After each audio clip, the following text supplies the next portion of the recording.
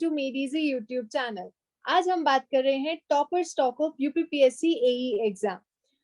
Today we have Priyanshi Singh. इन्होंने AIR 5 secure किया है इन यूपीपीएससी एई एग्जाम। इनको इरिगेशन डिपार्टमेंट अलॉट हुआ है।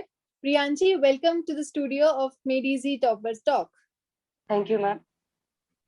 So Priyanshi, hearty congratulations for your success. Thank you once again, ma'am. थोड़ा सा प्रियांशी के बारे में आप सभी को बता दूं। प्रियांशी HBTI कानपुर से 2019 में पास्ड आउट है। करंटली ये IIT BHU से MTech कर रही हैं इन प्रोडक्शन इंजीनियरिंग। इन्होंने मेडिजी का सुपर टैलेंट बैच ज्वाइन किया था इन 2019-20 सेशन। इसके साथ ही साथ she was a student of mains batch also and online test series. इसके अलावा इन्होंने इंटरव्यू गाइडेंस प्रोग्राम में भी एनरोल किया था। सो प्रियांशी, सबसे पहले तो आप बताइए कि आपकी जर्नी कैसी थी। How did you actually prepare for this UPPSC exam? Ma'am UPPSC actually focus नहीं था। स्टार्टिंग में जब कॉलेज से आए थे तो ईएससी की प्रिपरेशन करने आए थे। तो ईएससी की प्रिपरेशन करना था तो गेट ईएससी बैच जो सबसे अच्छा था, जो गेट और ईएससी कंबाइंड वाला, वो ही ले लिया था। सुपर टैलेंट टी बैच हमने ज्वाइन किया था। हमारे साथ 4 लोग और आए थे कॉलेज के साथ में, हमने साथ में ही प्रिपरेशन किया था। तो मैम ऐसे मतलब इसके क्लासेस के साथ साथ प्रिपेयर करना, क्योंकि मैम हम लोग का ऑलरेडी लेट हो गया था। जून में तो बैच हमने लिया ही था, स्टार्ट किया था। और ईएससी प्रीलिम्स जनवरी में था, तो काफी लेट हो गया था उसके बाद। तो फिर मैम लेट हो गया तो 10 घंटे की तो क्लास ऑलरेडी, मतलब मिनिमम तो लगती थी, 10-11 घंटे कोचिंग क्लास लगती थी। उसके बाद अलग से टाइम निकालना बहुत थोड़ा सा डिफिकल्ट था। तो मैम इतना ही हो पाता था कि बस नोट्स रिवाइज कर लो, मेडीजी के जो पढ़ा रहे हैं क्लास में, उतना हो पाता था। बाकी प्रीवियस ईयर्स कर लो और वर्कबुक कर लेते थे, क्योंकि वर्कबुक नेक्स्ट डे क्लास में फिर डिस्कस होती थी। तो मैम इसके अलावा अभी घर पे तो इतना ही टाइम मिल पाता था, मतलब अलग से टाइम जो दे पाते थे वो इतना ही होता था। बाकी मैम कोचिंग में ऐसा होता था कि जैसे बीच बीच में फ्री टाइम मिल जाता था, जैसे सर लोग चले गए अपने ब्रेक पे, तो उस टाइम में वो आप डिस्कशन में हम लोग यूटिलाइज कर लेते थे अपना, क्योंकि हम 4 लोग का ग्रुप था। तो कोई चीज नहीं आ रही है, मान लो कोई चीज डिस्कस होनी है, तो उसमें से पहले हम लोग अपने डाउट्स क्लियर कर लेते थे। फिर जो कॉमन डाउट्स होते थे बस उनको ही सर से पूछते थे, तो मैम उससे हम लोग के डाउट्स भी कम हो जाते थे। बाकी वो टाइम भी यूटिलाइज हो जाता था। और वो जो चीज है वो मतलब काफी टाइम तक आप लोग रिटेन भी कर सकते हैं, क्योंकि ये होता है कि आप किसी चीज को अगर डिस्कस कर ले वो चीज, तो आपके माइंड में ज्यादा रिटेन रहती है वो चीज।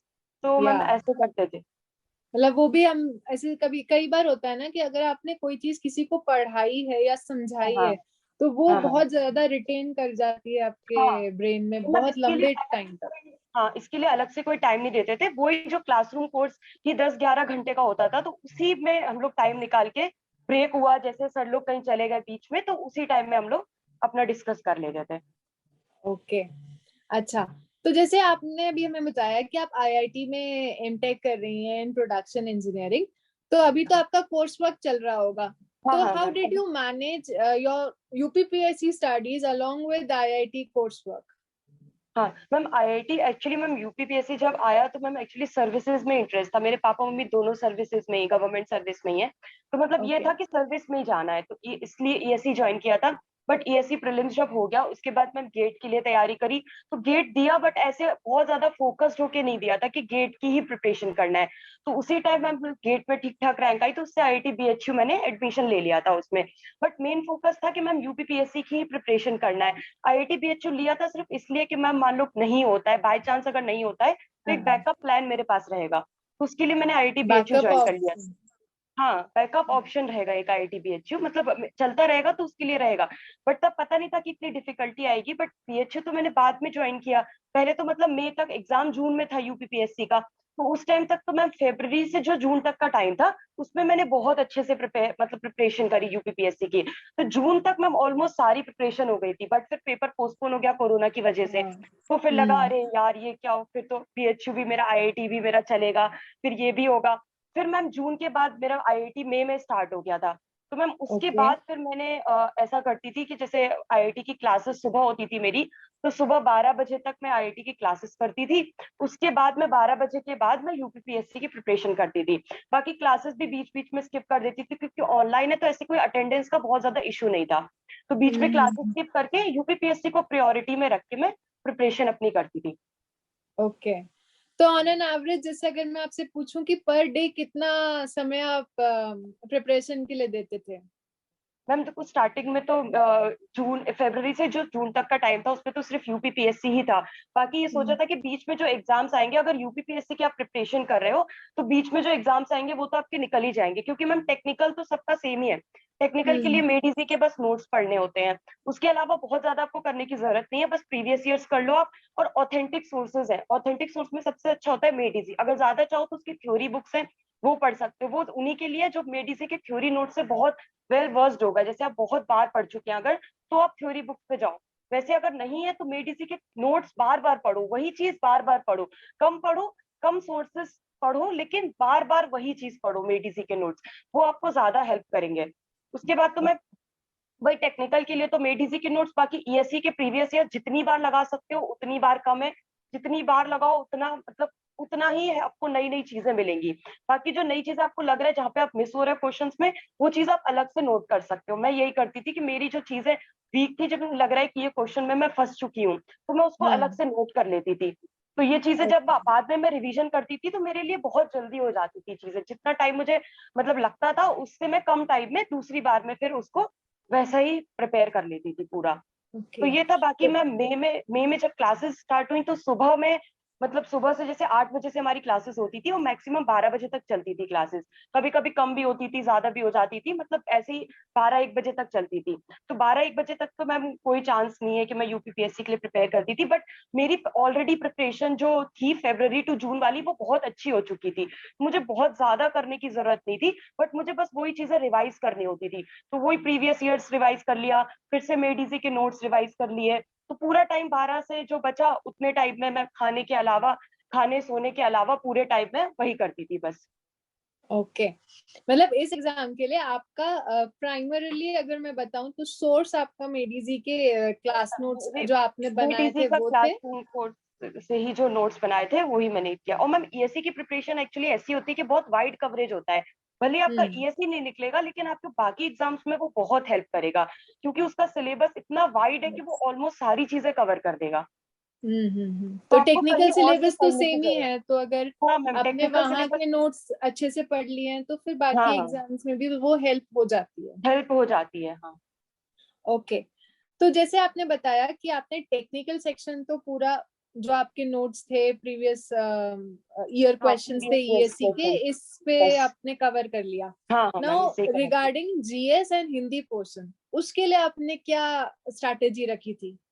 ज्योग्राफी, पॉलिटी, हिस्ट्री और जनरल साइंस, ये चार हम्म सब्जेक्ट्स मैंने ऐसे मतलब ऊपर ऊपर से कवर कर लिए थे। बहुत ज्यादा मैम टाइम तो था भी नहीं, और इतना टाइम मैंने जीएस को दिया भी नहीं था। बस ये था कि बेसिक चीजें कवर कर ली थी, कि मान लो क्वेश्चंस आए तो ये ना हो कि मेरे बेसिक क्वेश्चंस ही छूट जाए उसके लिए।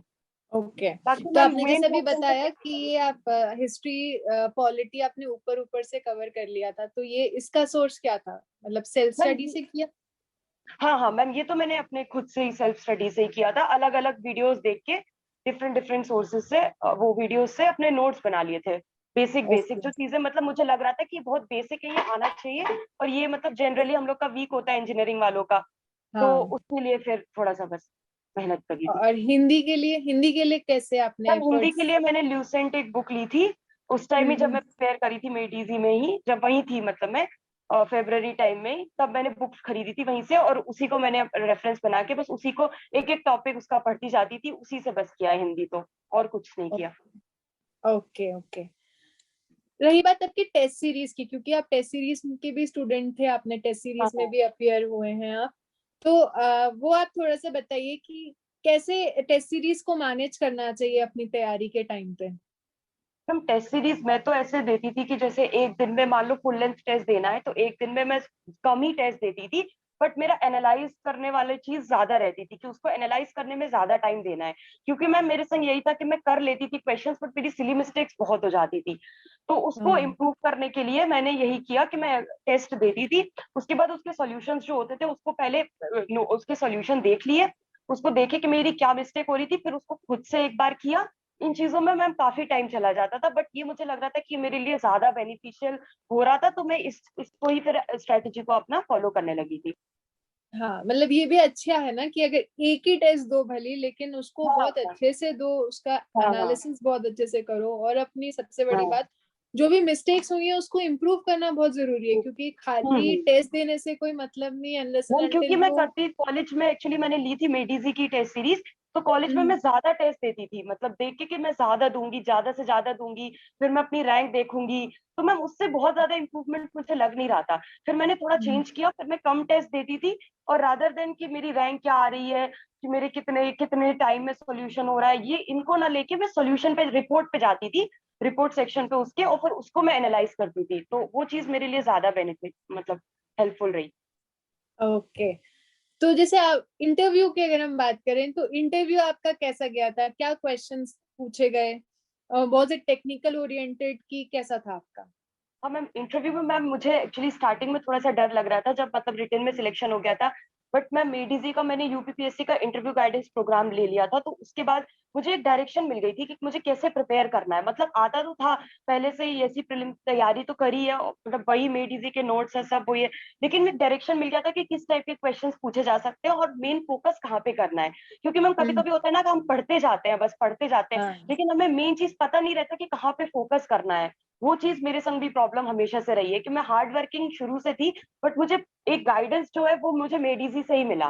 तो इंटरव्यू ट्रैक गाइडेंस फॉर्म में, ट्रैक मिल जाता है कि हाँ ये मैम वाली ट्रैक बाउंड्रीज हैं, ये है ऐसे है। तैयारी करनी है, तो हेल्प हो जाती है उससे। हाँ मैम, उससे मेरे मुझे हेल्प हो गई थी।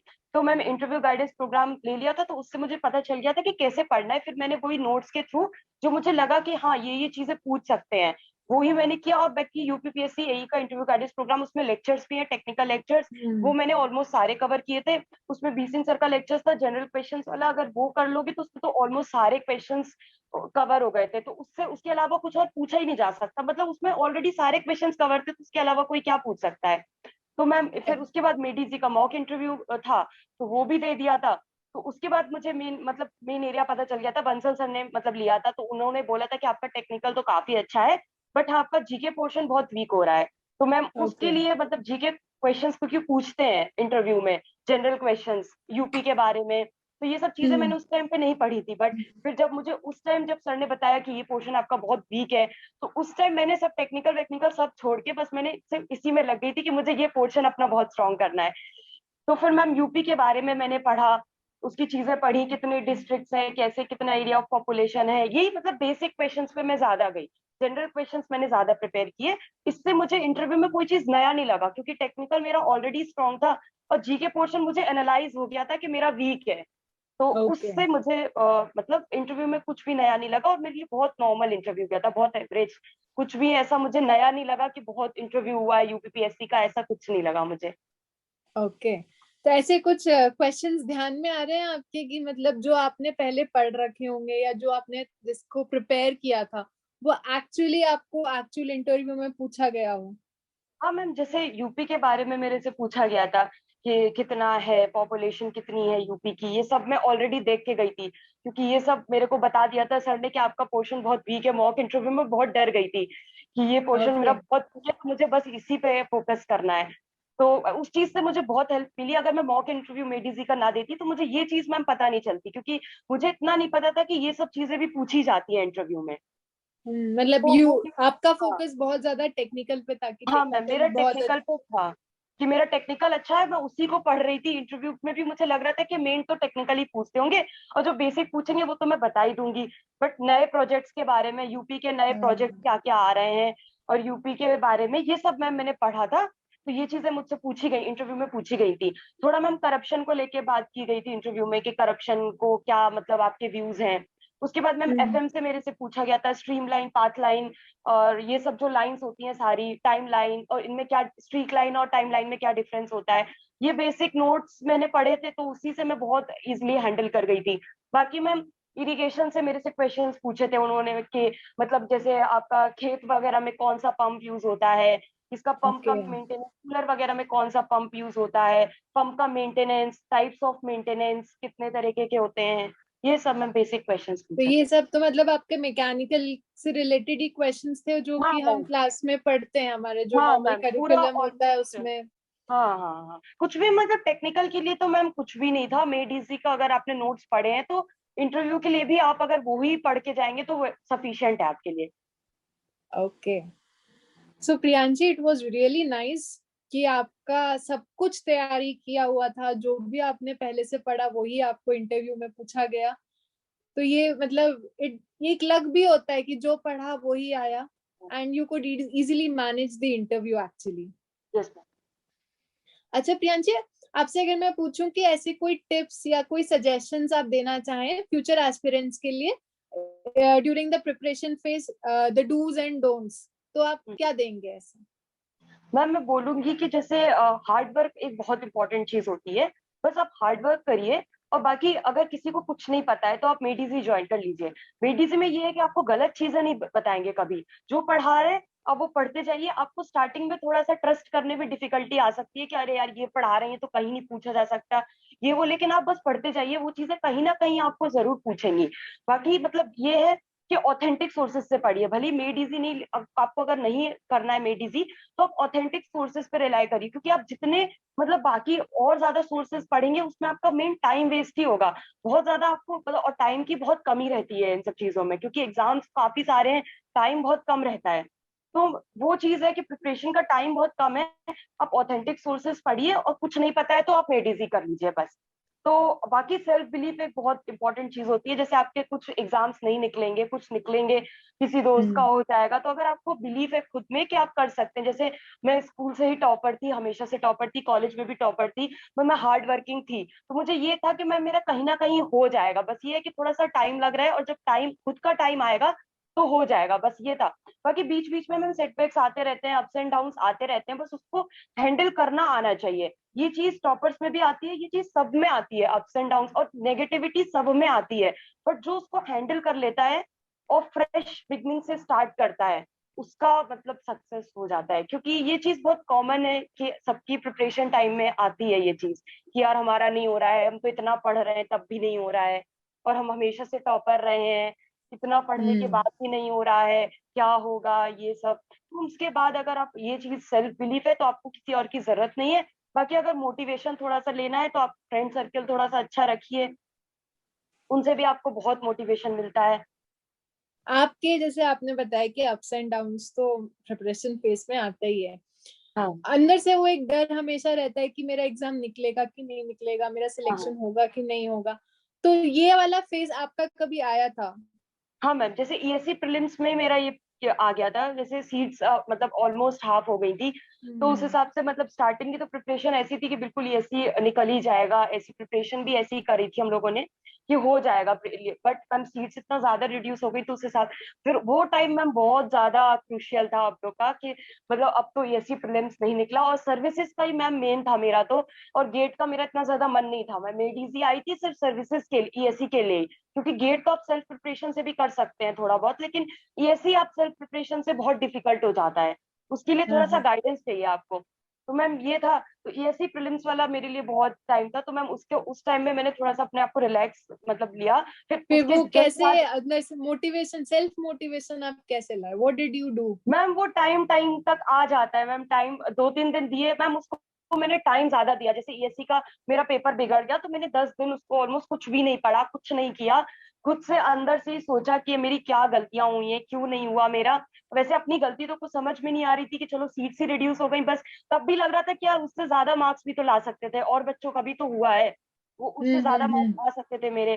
तो मैं मुझे लगा कि यार मेरे से मिस्टेक्स हुई होंगी, कोई चीज हो सकती है मेरे से मिस्टेक्स हो गई हो, अब लेकिन अब मैं चीज हम्म। अच्छे से करूंगी। तो मैम उसके बाद ही जस्ट इसरो का एग्जाम था, इसरो के हाँ। एग्जाम में मैम फिर मैंने प्रैक्टिस करी, काफी करी। प्रीवियस ईयर्स इसरो के सारे थे, मैंने प्रिंट आउट निकलवाए उसके प्रीवियस ईयर्स, और मेरी एक रूममेट थी, उसके साथ हम दोनों ने बैठ के आप इसरो के सारे प्रीवियस ईयर सॉल्व कर दिए। उसके बाद मैम इसरो का थोड़ा सा रिटर्न का बहुत अच्छा एग्जाम चला गया था मेरा। उसके बाद मुझे मोटिवेशन मिला कि नहीं, मैंने जब अच्छे से करा है, मुझे है कि हाँ मैं सीख रही हूँ कुछ ना कुछ। तो ऐसा नहीं है कि मेरा एग्जाम निकलेगा ईएससी कुछ नहीं होता है, बाकी कोई और एग्जाम आएगा तो वो निकलेगा। उसके बाद मैं इसरो का जब रिटन एग्जाम मतलब बहुत अच्छा हो गया था मेरा, उसमें हो भी गया था मेरा अच्छे मार्क्स, इसरो में के रिटन में अच्छे मार्क्स थे। उस हिसाब से मैम था कि हाँ चलो मैं कर सकती हूँ, मेरी प्रिपरेशन तो अच्छी है, बट हाँ मेरे को थोड़ा सा और प्रैक्टिस और करनी है। प्रैक्टिस पे मतलब मैंने फिर करा, हाँ, कि मेडिजी के नोट्स और पढ़ो। क्योंकि मैम मैं देखती थी जिसका भी ऐसी प्रीलिम्स वगैरह निकला है, उन्होंने काफी मतलब प्रैक्टिस करी थी, क्वेश्चंस की भी प्रैक्टिस करी थी उन्होंने, क्योंकि मैम ईएससी प्रीलिम्स में मेरे से मिस्टेक्स बहुत हो गई थी, कैलकुलेशन मिस्टेक्स हो गई थी मेरे से, कुछ कुछ चीजें इतनी सिली मिस्टेक्स हो गई थी कि मैं आके मतलब पूछी यार ये मिस्टेक किसने करी होगी जो मैंने करी है, ऐसे ऐसे मिस्टेक्स हो गई थी। तो मैम इन चीज को इम्प्रूव करने के लिए मैंने सोचा कि एक प्रैक्टिस ही है जो हो सकता है, प्रैक्टिस करी, फिर मैम इसरो का अच्छा गया एग्जाम, फिर बाकी एग्जाम्स पे यूपीपीएससी का एग्जाम पे फोकस हो गई, फिर जून तक मेरी प्रिपरेशन काफी अच्छी हो गई थी। जब यूपीपीएससी का एग्जाम आया था जून में आया था, फर्स्ट टाइम उसका एग्जाम जून में था, तब तक मैम एग्जाम काफी अच्छा प्रिपरेशन मैंने हो गया था।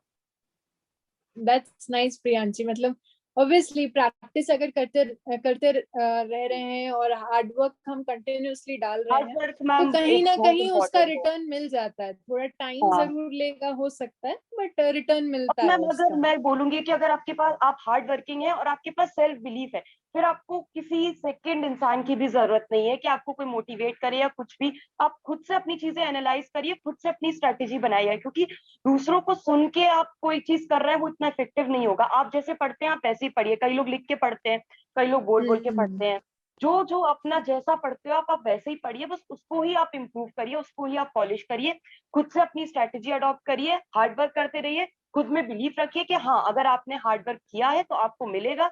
बस ये है कि सही टाइम का आप वेट करिए कि हाँ सही टाइम आने पे हमको मिलेगा। Nice nice. So Priyanshi, it was really nice talking to you. बहुत सारा सेल्फ मोटिवेशन टिप्स कि खुद का self believe is the very important की इन बहुत एनीबॉडी इम्पोर्टेंट। सक्सेस। हाँ मैम, काफी इम्पोर्टेंट है करेक्ट। मैम। सेल्फ बिलीफ से आप ये भी कर सकते हैं कि कभी कभी आपके अप्स एंड डाउन आ रहे हैं तो आप खुद को हैंडल कैसे करना है, खुद को कैसे मैनेज करना है, क्योंकि हर टाइम आपके पास दूसरा इंसान नहीं होगा अपनी प्रिपरेशन में, कभी टाइम कोई रह सकता है, कभी कोई रह सकता है। आपको खुद से वो चीज आनी चाहिए, क्योंकि प्रिपरेशन का ऐसा नहीं है कि एक दो साल में आपका कुछ चीज हो जाएगी। प्रिपरेशन में आप आए हो तो आपको ये होना चाहिए कि जब तक कुछ नहीं होता है जब तक हम करते रहेंगे। Correct. So Priyanshi, thanks for joining us today. आपकी बातें थैंक यू सुन मैम। के हमारे व्यूअर्स को बहुत सारे बेनिफिट्स मिले होंगे, लाइक हाउ टू स्टडी, कैसे प्रेशर हैंडल करना है, हार्ड वर्क कैसे करना है, एंड बेसिकली सबसे इम्पोर्टेंट है कि कंटिन्यूटी मेंटेन करनी है। बहुत बार आपको प्रीवियस ईयर क्वेश्चंस करने पड़ेंगे, हाँ, कई बार आपको नोट्स रिवाइज करने पड़ेंगे, बहुत टाइम। और हाँ, ये बहुत छोटी छोटी चीजें हैं जो कि आपको कंटिन्यूटी मेंटेन करके आपको प्रैक्टिस करती रहनी है। कभी ना कभी थोड़ा टाइम ले सकता है लेकिन सक्सेस मिल जाती है। So we wish you Priyanshi all the very best. Thank you ma'am. Thanks for joining us today. Thank you bye ma'am. Bye, good luck. Thank you ma'am, bye bye.